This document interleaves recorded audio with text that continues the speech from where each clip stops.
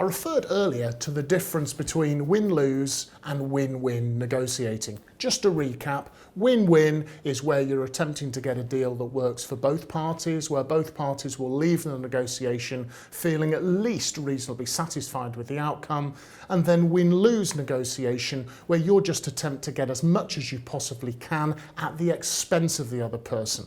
Much less trusting, more hard bargaining, a bit tougher, selfish and one-sided. But those two definitions are a little bit simplistic.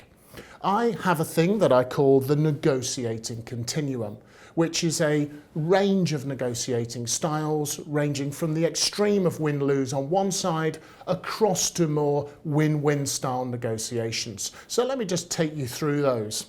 So starting right across at the extreme side of win-lose negotiating, we've got haggling.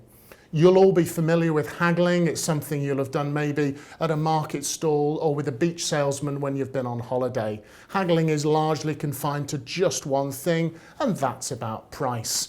I get a better price if you get a lower price. It's the absolute epitome of win-lose negotiation. And then moving a little bit across the continuum, we've got hard bargaining. A hard bargaining style of negotiation is largely selfish, as in I'm majorly focused on what I want to do and what I want to get, and I'm going to use tactics, tricks, manipulation and power ploys to put you at a psychological disadvantage so that I can get more of what I want at your expense.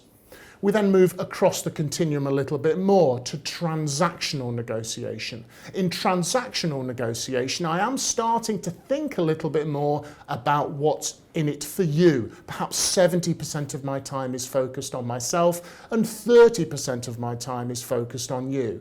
In transactional negotiation, I understand that I'm going to have to give you some of what you want if I'm going to get some of what I want. But largely, I'm preoccupied with my own agenda.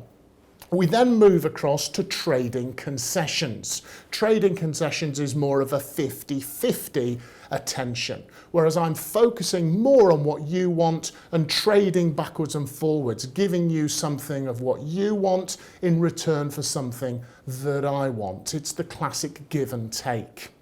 We then move over into the win-win area firmly with trading value, where now we're not just arguing over who has the biggest slice of the cake, we're actually trying to grow the value of the entire deal for both parties. Here I'm 70% focusing my time and energy and attention on you and 30% on myself. I'm really trying to get inside your head to understand what's important for you so that I can craft a deal in a way that works for you. The trade value style of negotiation is typified by me trying to package the deal that works for me, but in a way that works for you as well. And then firmly over to the extreme side of win-win, we have partnership style of negotiation, very appropriate for long-term working relationships, where the relationship and the longevity of the deal is as important as the deal itself. And then at the absolute extreme, we have mutual advantage, almost a symbiotic relationship where we're so inextricably linked up together that your success and my success can't be divided apart. A good negotiator will be able to work anywhere along the negotiation continuum. Now, you may have a preferred style or approach to negotiation, but you do need to be able to flex that and move to either side on the negotiation continuum in response to how the other person behaves in the negotiation. You may sometimes have to toughen up and be able to move into the hard bargaining arena if that's what it takes. So being able to flex is one of the characteristics of great negotiators. Good negotiators are flexible negotiators.